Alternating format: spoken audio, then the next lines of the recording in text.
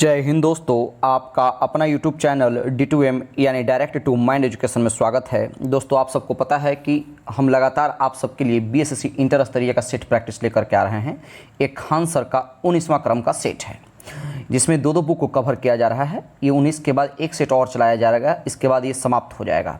हाँ, the platform यानी Rukmini publication का वॉल्यूम 2 चल रहा है। अभी वॉल्यूम 1 उसका समाप्त ऑलरेडी हो चुका है।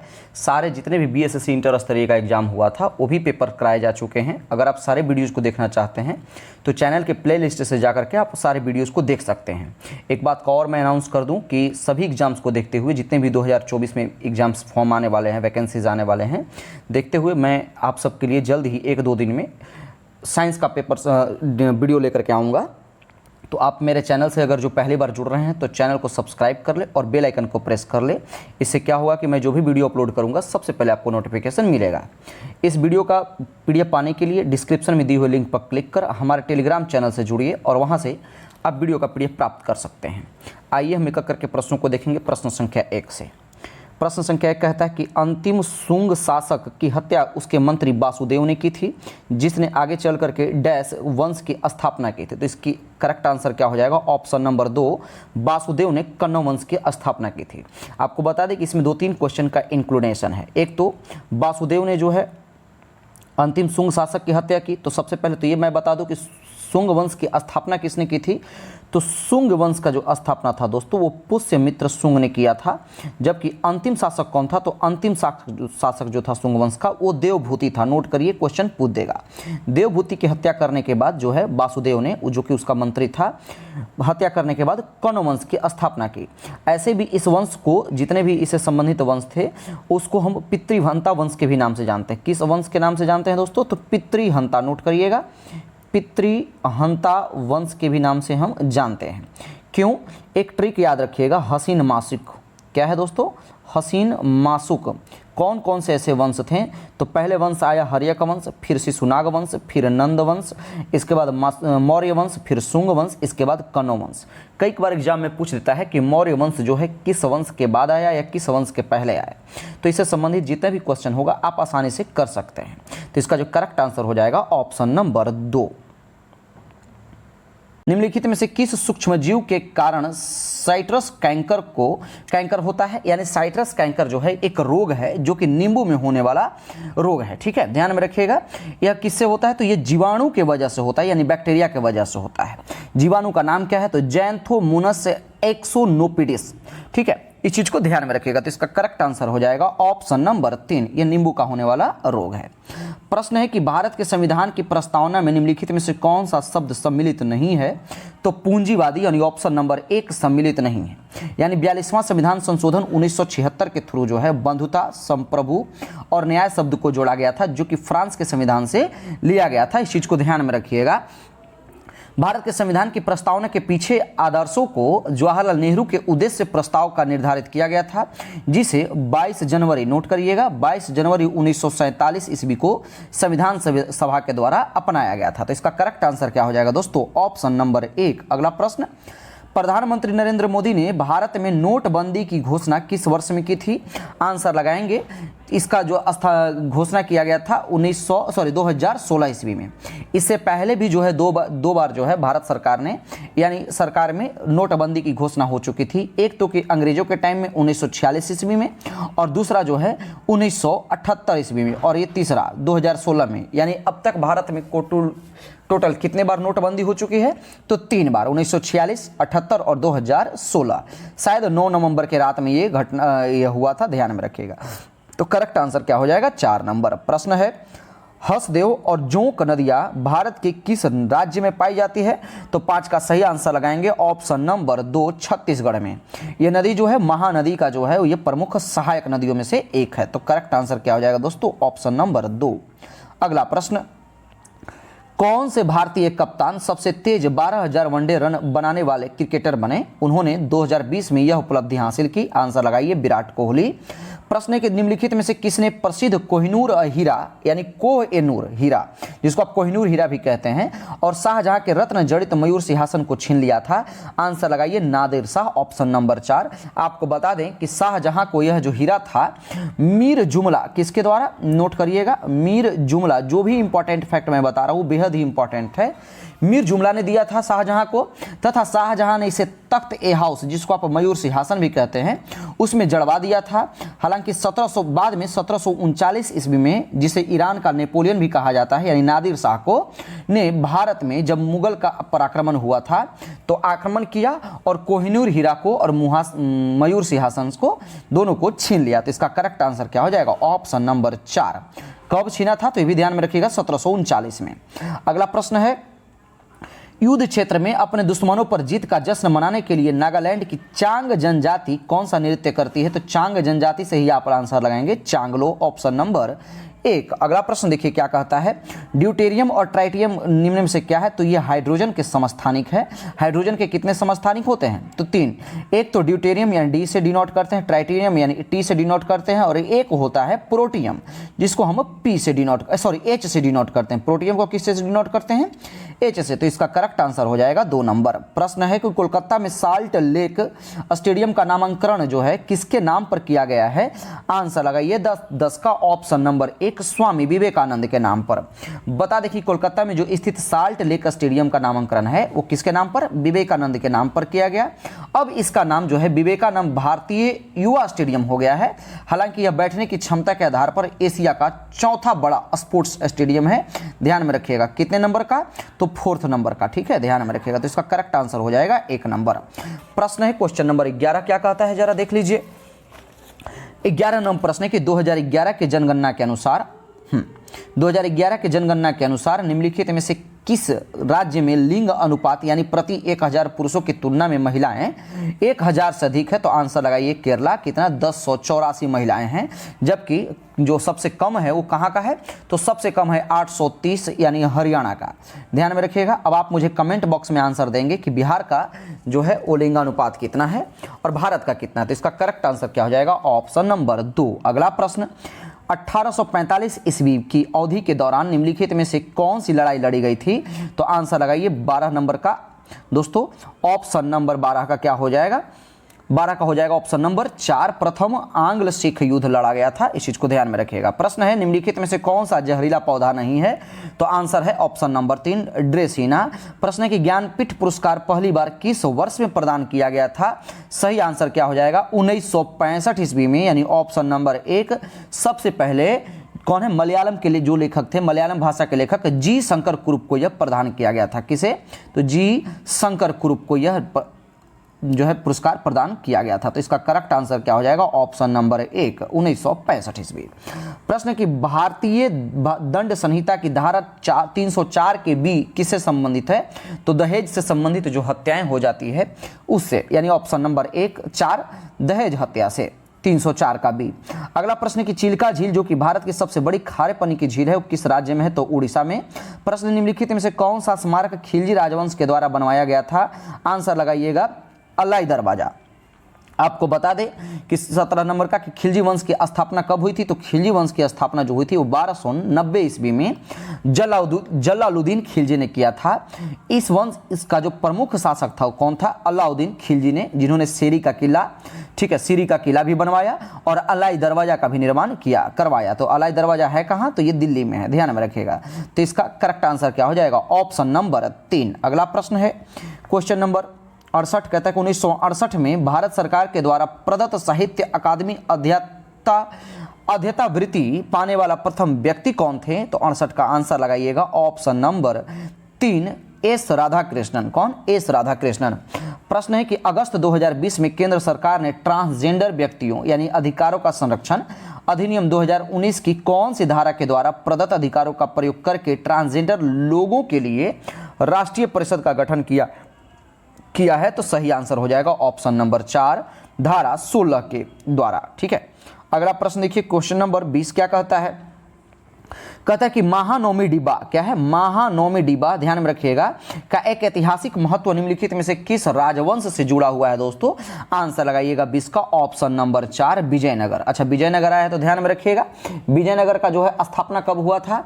तो विजयनगर का जो स्थापना हुआ था 1336 ईस्वी में संगम राजवंश के दो भाई हरिहर राय और बबुक्का राय, क्या नाम था? हरिहर राय और बुक्का राय के द्वारा विजयनगर साम्राज्य की स्थापना 1336 ईस्वी में किया गया था। हालांकि इसकी जो राजधानी है वो कहाँ है? तो इसकी राजधानी जो है दोस्तों वो हम्पी में है। अब ये मतलब ये समझ लीजिए कि विजयनगर अब हम्पी में ही है, जो कि कर्नाटक में है। इनमें राजाओं की जो है राजा जो है लगभग 310 वर्षों तक इन्होंने इसमें शासन किया था। तो इसका करेक्ट आंसर क्या हो जाएगा? Option number 4। अगला प्रश्न, भारतीय संविधान के किस अनुच्छेद के तहत राष्ट्रपति मृत्यु दंड को क्षमा कर सकते हैं? आंसर लगाइए ऑप्शन नंबर 4 72 के तहत। अगला प्रश्न की डैश यानी कहाँ के जंगलों में पाए जाने वाले चमकीले हरे रंग की सांप की एक नई प्रजाति खोजी गई है? इसका नाम सालाजार स्लिथेरियन के नाम पर रखा गया है। वीवीआई क्वेश्चन है और करंट अफेयर का क्वेश्चन है। तो मिला है कहां पे? तो इसका आंसर हो जाएगा 22 का ऑप्शन नंबर 4। ये आंध्र प्रदेश के जंगलों में यह सांप मिला है। अगला प्रश्न, निम्नलिखित में से कौन बिहार की पहली महिला उप मुख्यमंत्री बनी है? आंसर लगाइए रेणु देवी। ये बिहार की 5वीं उप मुख्यमंत्री और प्रथम महिला मुख्यमंत्री है। तो इस व्यू से भी ये क्वेश्चन सही हो सकता है, इंपॉर्टेंट हो सकता है। तो आंसर लगाइए 1 नंबर। प्रश्न देखिए क्या कहता है, क्वेश्चन नंबर 24 नंबर प्रश्न है। क्या कहता है दोस्तों? कहता है कि राष्ट्रीय खाद्य सुरक्षा अधिनियम 2013 कानूनी रूप से लक्षित सार्वजनिक वितरण प्रणाली के तहत ग्रामीण आबादी के डैश कितने तक हिस्से को सब्सिडी वाले खाद्यान्न प्राप्त करने का अधिकार देता है? आंसर लगाइएगा ऑप्शन नंबर 1 75%। अगला प्रश्न, कार्बन मोनोऑक्साइड के बारे में निम्नलिखित में से कौन सा कथन गलत है दोस्तों? तो आपसे गलत स्टेटमेंट पूछ रहा है, तो जरा पढ़ लें कि यह वाहनों के द्वारा उच्च स्तर पर उत्पादित होता है, यह बिल्कुल सही है। यह रक्त की ऑक्सीजन ले जाने की क्षमता को कम करता है, यह भी सही है। यह जीवन रक्षक गैस है, बिल्कुल गलत है, यानी ऑप्शन नंबर 3 इसका गलत आंसर हो जाएगा। अगला प्रश्न कि विभिन्न प्रकार के हिंदू विवाहों में उस विवाह को क्या कहते हैं जिसमें एक युवती और उसकी प्रेमी अपनी इच्छा से विवाह करते हैं? साफ साफ कह देता है कि लव मैरिज कैसे होता है, तो क्या फर्क पड़ता है भाई? तो लव मैरिज होता है दोस्तों ऑप्शन नंबर 2, उसको हम गंधर्व विवाह कहते हैं। क्या कहते हैं? गंधर्व विवाह कहते हैं, ध्यान में रखिएगा। अगला प्रश्न है, कालानुक्रम के अनुसार निम्नलिखित में से कौन सी घटना सबसे पहले हुई थी?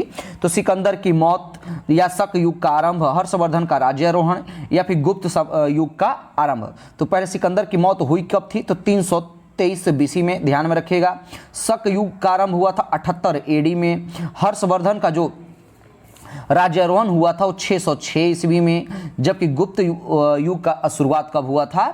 तो इसका लगभग 4वीं शताब्दी के अंत में इसका जो है शुरुआत हुआ था। तो इस तरह से जो आंसर निकल करके आता है ऑप्शन नंबर 1 323 बीसी, यानी सिकंदर की मौत। अगला प्रश्न है, निम्नलिखित में से कौन सी ध्वनि तरंग की एक विशेषता नहीं है? आंसर लगाइएगा संपीड़न।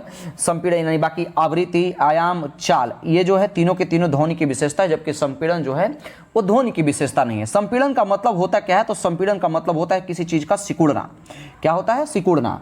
साथ ही साथ एक चीज और ध्यान में रखिए कि जो ध्वनि तरंग है वो किस प्रकार की तरंग है? तो अनुदैर्घ्य तरंग है, अनुदैर्घ्य तरंग है, जबकि प्रकाश जो है ये अनुप्रस्थ तरंग है। तो आंसर क्या हो जाएगा? Option number 3। अगला प्रश्न, बंगाल की दीवानी किस वर्ष ईस्ट इंडिया कंपनी को हस्तांतरित हुई थी? आंसर लगाइएगा ऑप्शन नंबर 3 1765 ईस्वी में। बता दें कि बंगाल में जब 1764 ईस्वी में बक्सर के युद्ध के पश्चात बंगाल में द्वैत शासन पद्धति लागू की गई। इसके आधार पर दीवानी अधिकार ईस्ट इंडिया कंपनी को दे दिया गया था। यानी किसके कौन से युद्ध के बाद? तो 1764 के बक्सर युद्ध के बाद, यानी ऑप्शन नंबर 3 इसका करेक्ट हो जाएगा।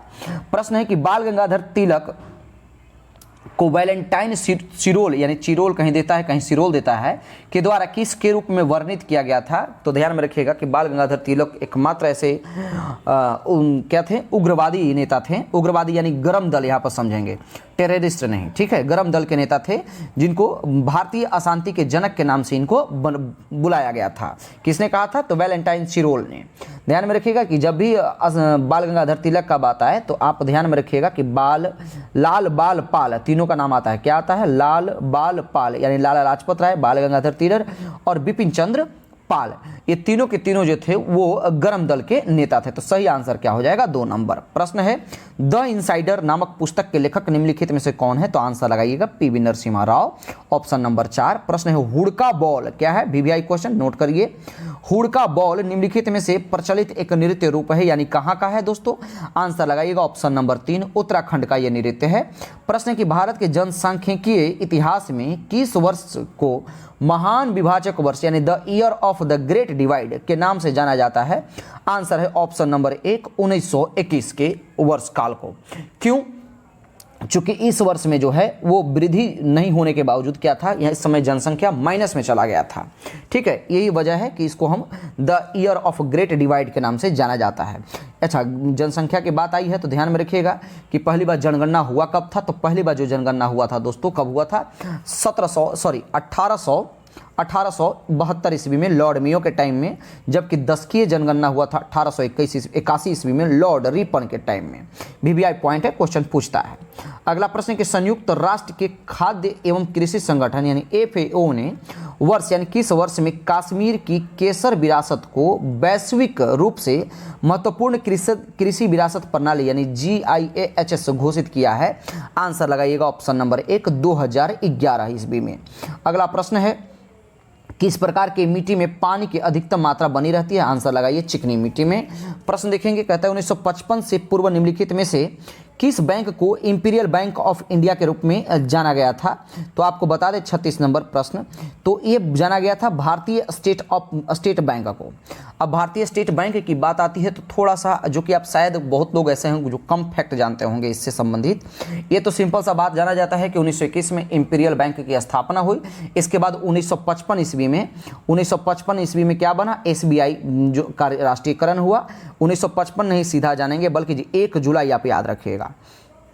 1 जुलाई को गोरे वाला समिति, एक काले वाला है एक गोरे वाला है, ध्यान में रखिएगा दोस्तों। ठीक है, गोरे वाला समिति के सिफारिश पर इसकी राष्ट्रीयकरण हुई थी कब? 1 जुलाई 1955 को। तो आंसर हो जाएगा 4 नंबर। प्रश्न है निम्नलिखित में से कौन सा देश 13वें पुरुष क्रिकेट विश्व कप 2023 की मेजबानी करेगा नहीं बल्कि करके और लेकर के चला गया? किया तो बेचारा भारत था जो कि रनर रह गया, और निकल गया कौन? ऑस्ट्रेलिया ये खिताब लेकर के चला गया था, यानी वर्ल्ड कप जीत गया। ऑप्शन नंबर इसका 4 आंसर करेक्ट हो जाएगा। ठीक है, विनर कौन रहा था? ऑस्ट्रेलिया। अगला प्रश्न निम्नलिखित में से कौन सा सिंधु घाटी सभ्यता का नगर पतन यानी बंदरगाह शहर नहीं था? तो राखीगढ़ी। अच्छा, राखीगढ़ी कहाँ का शहर है? तो ये हरियाणा का एक शहर है। बाकी ये तीनों बालाकोट, लोथर, खीरसरा, ये तीनों के तीनों के हैं दोस्तों, ये बंदरगाह का नाम दिया गया है, ध्यान में रखिएगा। अगला प्रश्न है क्वेश्चन नंबर 39, क्या कहता है? कहता है कि डिंको सिंह का संबंध किस खेल से रहा है? तो 39 का आंसर लगाइएगा ऑप्शन नंबर 1, ये मुक्केबाज थे यानी मुक्केबाजी से। ये कहाँ के मूल निवासी थे? तो ये मणिपुर के मूल निवासी थे। इन्होंने 1998 ईस्वी में हुए एशियाई खेलों में इन्होंने गोल्ड मेडल भी जीता था। 1998 में अर्जुन पुरस्कार भी दिया गया। 2013 में इन्हें पद्मश्री पुरस्कार से नवाजा गया, और 10 जून कब? नोट करिएगा, 10 जून 2021 ईस्वी में इनकी मृत्यु हो गई। तो आंसर क्या हो जाएगा? Option number 1। अगला प्रश्न कहता है कि NIOCHOS 2023 अभ्यास 24 अप्रैल 2023 से 4 मई 2023 तक भारत और किस देश के बीच आयोजित किया जाएगा? आंसर लगाइएगा 40 का ऑप्शन नंबर 3, ग्रीस के बीच में ये आयोजित किया जाएगा। अगला प्रश्न है कि HSBC इंडिया के ब्रांड इन्फ्लुएंसर के रूप में किसे नियुक्त किया गया है? आंसर लगाइएगा ऑप्शन नंबर 1, विराट कोहली को नियुक्त किया गया है। ये सब अब यहाँ से करंट अफेयर का लगातार कुछ क्वेश्चन मिलेगा, इस चीज को आप देखते जाइए अच्छे से।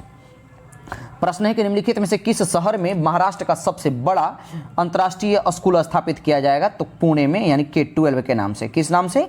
K12 के नाम से। अगला प्रश्न कि कौन सा राज्य कुछ क्षेत्रों में पानी की कमी के समाधान के लिए जल बजट को अपनाने वाला पहला राज्य बन गया है? आंसर है 43 का ऑप्शन नंबर 2, केरला। प्रश्न किस राज्य या केंद्र शासित प्रदेश के कृषि उत्पादन विभाग ने राज्य में किसान संपर्क अभियान शुरू किया है? आंसर हो जाएगा ऑप्शन नंबर 1, जम्मू कश्मीर ने। अगला प्रश्न देखिए क्या कहता है, क्वेश्चन नंबर 45 नंबर प्रश्न है दोस्तों। कहता है कि G20 का रिसर्च एंड इनोवेशन इनिशिएटिव सभा सम्मेलन किस शहर में शुरू हुआ? आंसर लगाएंगे 45 का ऑप्शन नंबर 4 धर्मशाला में शुरू हुआ। प्रश्न है कि केंद्र सरकार ने नमामि गंगे कार्यक्रम के तहत कितनी परियोजनाओं के लिए 638 करोड़ रुपए की मंजूरी दी है? तो टोटल 46 का ऑप्शन नंबर 4 8 परियोजनाओं के लिए यह मंजूरी इन्होंने दी है। अगला प्रश्न है, कहता है निम्नलिखित में से किसे नेपाल द्वारा सेना का मानद जनरल के पद से सम्मानित किया गया है? तो वीवीआई क्वेश्चन है, नोट करिएगा। आंसर हो जाएगा ऑप्शन नंबर 1 सेना प्रमुख MM नरवणे को। अगला प्रश्न देखिए क्या कहता है, कहता है कि भारत वन राज्य रिपोर्ट 2021 के बारे में निम्नलिखित में से कौन सा कथन सही है? जरा स्टेटमेंट पढ़ ले। कहता है कि इस रिपोर्ट के अनुसार भारत में कुल वन और वृक्ष आवरण में 2261 वर्ग किलोमीटर की कमी आई है। कमी लिख करके गलती कर दिया, यानी ऑप्शन नंबर 1 तो गलत हो गया। आगे देखते हैं, पिछले वर्ष की तुलना में मैंग्रोव कवर में 17 वर्ग किलोमीटर की वृद्धि हुई है। बिल्कुल सही, नहीं ऑप्शन नंबर 2 इसका करेक्ट आंसर हो जाएगा। अगला प्रश्न है 49 नंबर, क्या कहता है? कहता है कि भारत और यूके मुक्त व्यापार समझौता के संबंध में निम्नलिखित में से कौन सा कथन सही है? फिर स्टेटमेंट हम लोग पढ़ेंगे। मुक्त व्यापार समझौता का उद्देश्य 2030 तक भारत और यूनाइटेड किंगडम के बीच द्विपक्षीय व्यापार को दुगना करना है। बिल्कुल सही है। मुक्त व्यापार वार्ता का पहला दौर 17 जनवरी से शुरू हुआ है। बिल्कुल सही, दोनों के दोनों स्टेटमेंट सही है, नहीं ऑप्शन नंबर 3 इसका करेक्ट आंसर है। अगला प्रश्न कि भारत ने 2030 तक नवीकरणीय ऊर्जा का नया लक्ष्य निर्धारित किया है, यानी कितना? तो आंसर लगाइए ऑप्शन नंबर 3 450 गीगावाट तक। प्रश्न निम्नलिखित में से कौन सा वस्तु बड़ा आभासी प्रतिबिंब का निर्मित कर सकता है? तो 51 का आंसर लगाइएगा दोस्तों, ऑप्शन नंबर 2 अवतल लेंस। ध्यान में रखिएगा, अवतल लेंस क्या है? एक गोलाकार लेंस होता है जो कि बीच में पतला और किनारों पर मोटा होता है।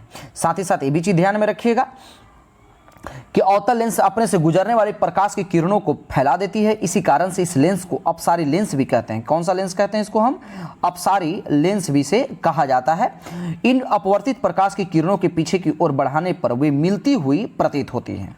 ये तो ठीक है, ये भी ध्यान में रखिएगा कि अवतल लेंस का प्रयोग कहाँ किया जाता है? तो निकट दृष्टि दोष के निवारण में और मोतियाबिंद के रोग के निवारण में स्ट्रीट लैंप में अवतल लेंस का ही प्रयोग किया जाता है। तो करेक्ट आंसर क्या हो जाएगा? Option number 2। अगला प्रश्न, वायुमंडल में कार्बन डाइऑक्साइड की सांद्रता लगभग कितनी है? तो आंसर लगाइएगा 0.003%। 0.03%।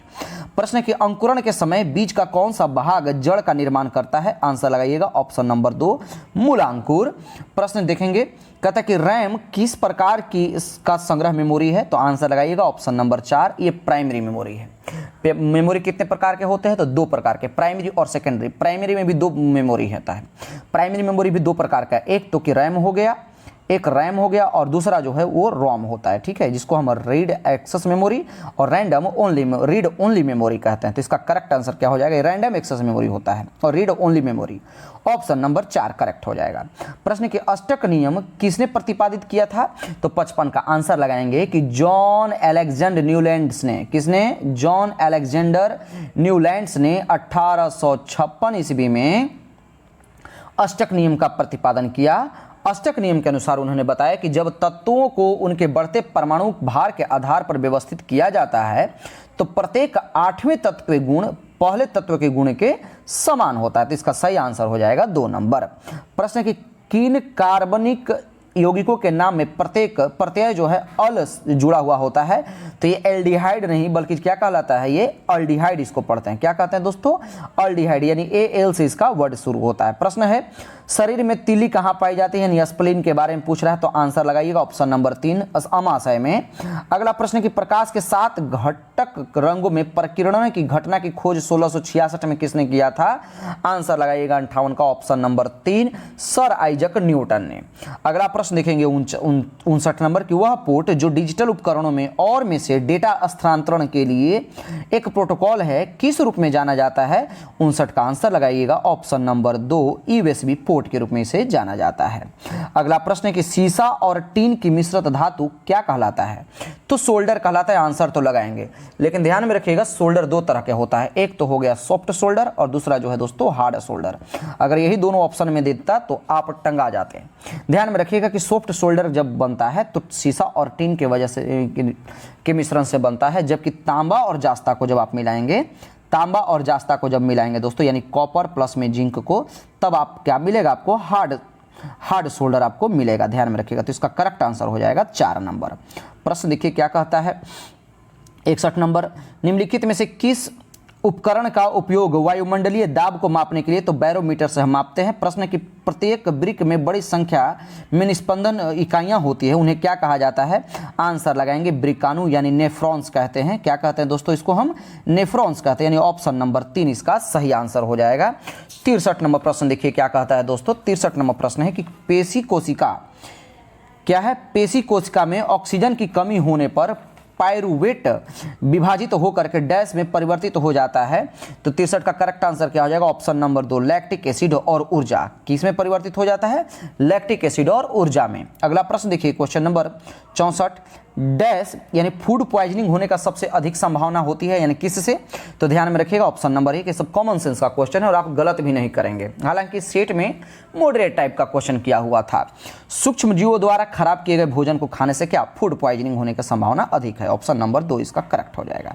कोबोल का फुल फॉर्म पूछा है, तो कोबोल का फुल फॉर्म क्या होता है दोस्तों? तो कॉमन बिजनेस ओरिएंटेड लैंग्वेज। ध्यान में रखिएगा। इस भाषा को विकसित कब किया गया था? तो 1960 ईस्वी में कोडा साइल सील के द्वारा, यानी किसके द्वारा? कोडा से साइल के द्वारा इस भाषा का जो है भाषा को विकसित किया गया था। ऑप्शन नंबर 4 इसका करेक्ट होगा। प्रश्न के मिनीमाता कन्वेंशन को किस भारी धातु के उत्सर्जन पर ध्यान दिलाने के लिए 2013 में जापान में आयोजित किया गया था? तो ये जो रोग होता है वो पारा के ही वजह से होता है, तो ऑप्शन नंबर 1 लगाइए। अगला प्रश्न है कि निम्नलिखित में से कौन सा या कौन सी रासायनिक गैस या ग्रीन हाउस प्रभाव उत्पन्न करने के लिए उत्तरदायित्व है? आंसर लगाइएगा ऑप्शन नंबर 4 जल वाष्प, carbon monoxide, carbon dioxide, chlorofluorocarbon, यानी ऑप्शन नंबर 4 इसका करेक्ट आंसर हो जाएगा। अगला प्रश्न कि कॉमर्शियल लॉन्च से पहले किसी कंप्यूटर या सॉफ्टवेयर का ट्रायल टेस्ट क्या कहलाता है? आंसर लगाइएगा 68 का ऑप्शन नंबर 1 बीटा ट्रायल कहलाता है। प्रश्न है कि दुर्बल अम्ल और उसके लवण का विलयन क्या कहलाता है? तो ध्यान में रखिएगा, पहले मैं आपको बता दूं कि ऐसा विलयन जो दुर्बल अम्ल या क्षार के साधारण मात्राओं को अपनी प्रभावी अम्लता या क्षारकता में परिवर्तित के बिना अवशोषित कर लेता है, उसी को हम क्या कहते हैं? बफर विलयन कहते हैं, यानी ऑप्शन नंबर 3 इसका करेक्ट हो जाएगा। अगला प्रश्न, उस वर्णक का नाम बताइए जिसकी वजह से पौधे का रंग हरा होता है। आंसर लगा करके निकलिए क्लोरोफिल। अगला प्रश्न, निम्नलिखित में से कौन सा देश यूरोपीय संघ का हिस्सा नहीं है? तो अर्जेंटीना जो है दोस्तों ये यूरोपीय संघ का हिस्सा नहीं है। अगला प्रश्न है क्वेश्चन नंबर 72 प्रश्न कहता है कि निम्नलिखित में से कौन सी दुनिया का सबसे बड़ा ग्लेशियर है दोस्तों? आंसर लगाइएगा अंटार्कटिका में ये स्थित है, लैम्बर्ट फिशर ग्लेशियर। अगला प्रश्न देखिए क्या कहता है, कहता है क्वेश्चन नंबर 73, इनमें से कौन सा एंड्रॉयड मोबाइल ऑपरेटिंग सिस्टम का संस्करण नहीं है? आंसर लगाइएगा 73 का ऑप्शन नंबर 3 कैंडी बिन, ये मोबाइल ऑपरेटिंग सिस्टम का हिस्सा नहीं है। प्रश्न है कि श्यामा प्रसाद मुखर्जी बंदरगाह इनमें से किस स्थान पर स्थित है? तो 74 का आंसर लगाइए। कोलकाता बंदरगाह को पोर्ट को नाम बदल करके क्या कर दिया गया है? श्याम प्रसाद मुखर्जी बंदरगाह। अगला प्रश्न कहता है कि मार्च 2021 में अपने बांग्लादेश दौरे क्या है? अपने बांग्लादेश दौरे के दौरान प्रधानमंत्री नरेंद्र मोदी ने इनमें से किस गतिविधि में भाग लिया था? तो जब बांग्लादेश का 50वें स्वतंत्रता दिवस समारोह मनाया गया था तब। तो अच्छा ये बताइए कि बांग्लादेश स्वतंत्र हुआ कब था? तो 26 मार्च। कब? 26 मार्च 1971 ईस्वी को। तो इसका करेक्ट आंसर हो जाएगा 1 नंबर। अगला प्रश्न देखिए क्या कहता है, सिडबी का आपसे फुल फॉर्म पूछा है, तो सिडबी का फुल फॉर्म लगाइए option number 3 small industries development bank of India. अच्छा अब इसकी जिक्र आई है तो इसकी स्थापना कब हुई थी? तो इसकी स्थापना हुई थी 2 अप्रैल, नोट करिएगा, सिडबी की स्थापना 2 अप्रैल 1990 ईस्वी को। अगला प्रश्न देखिए क्या कहता है, क्वेश्चन नंबर 77 कहता है कि गोवा को पुर्तगाल से स्वतंत्र किस वर्ष में प्राप्त हुई थी? तो 77 को आपको बता दे कि पुर्तगालियों ने गोवा पर लगभग 450 सालों तक राज किया। देश आज़ाद होने के जो है 14 साल के बाद, यानी देश हमारा आज़ाद कब हुआ था? 1947, 14 साल जोड़िए 1961 निकल करके आएगा ऑप्शन नंबर 3। 14 साल के बाद भारतीय सैनिकों ने कार्रवाई करते हुए महज 36 घंटों में, कितने देर में? मात्र 36 घंटों में जो है गोवा को आज़ाद करा दिया। और गोवा को फिर यह आज़ादी फाइनली 19 दिसंबर कब? फाइनली 19 दिसंबर 1961 को ये मिली। तो ऑप्शन नंबर 3 इसका करेक्ट हो जाएगा। अगला प्रश्न है कि महाकालेश्वर मंदिर इनमें से किस शहर में स्थित है? तो आंसर लगाइएगा ऑप्शन नंबर 78 का एक उज्जैन में। अगला प्रश्न, अच्छा उज्जैन किस नदी के किनारे बसा हुआ है? तो क्षिप्रा नदी के किनारे ये बसा हुआ है, ये भी ध्यान में रखिएगा। अगला प्रश्न है, निम्नलिखित में से किसे मुख्य भूमिका में सर्वश्रेष्ठ अभिनेता यानी पुरुष के क्षेत्र में 2021 श्रेणी के लिए फिल्म फेयर पुरस्कार से सम्मानित किया गया है? तो 79 का जो करेक्ट आंसर हो जाएगा दोस्तों ऑप्शन नंबर 4 इरफान खान को। अगला प्रश्न देखिए क्या कहता है, कहता है कि भारतीय पशु कल्याण परिषद की स्थापना किस वर्ष में की गई थी? आंसर लगाइएगा 1962 ईस्वी में। अगला प्रश्न, शेख सलीम चिश्ती का मकबरा इनमें से किस शहर में स्थित है? आंसर लगाएंगे ऑप्शन नंबर 3 फतेहपुर सीकरी में। अगला प्रश्न देखिए क्या कहता है कि अब जो है उस विकल्प को चयन करें जिसमें दी गई घटनाओं का कालानुक्रम दर्शाया गया है। तो सबसे पहले असहयोग आंदोलन हुआ कब था? तो असहयोग आंदोलन जो हुआ था दोस्तों 1920 ईस्वी में प्रारंभ हुआ। नमक सत्याग्रह यानी डांडी यात्रा की बात है तो ये 12 मार्च 1930 को चला। भारत छोड़ो आंदोलन कब? 1942 को ये शुरू हुआ यानी 8 अगस्त 1942 को। और महात्मा गांधी की दक्षिणी अफ्रीका से वापसी हुई थी 1915 को। तो आप देखिए 1915 को वापसी हुई थी ना, तो 4 से शुरुआत होगा। तो 4 कितने नंबर पे है? यानी 2 और 3 यानी 1 नंबर कट जाएगा और 4 नंबर ऑप्शन कट जाएगा। इसके बाद क्या है? तो ये तो महात्मा गांधी एंट्री मार दिए हैं। इसके बाद जो है असहयोग आंदोलन, तो 4 के बाद 1 ढूंढिए किसमें है? ऑप्शन नंबर 2 इसका करेक्ट आंसर हो जाएगा 82 का। अगला प्रश्न देखिए क्या कहता है, क्वेश्चन नंबर 82 नंबर प्रश्न है।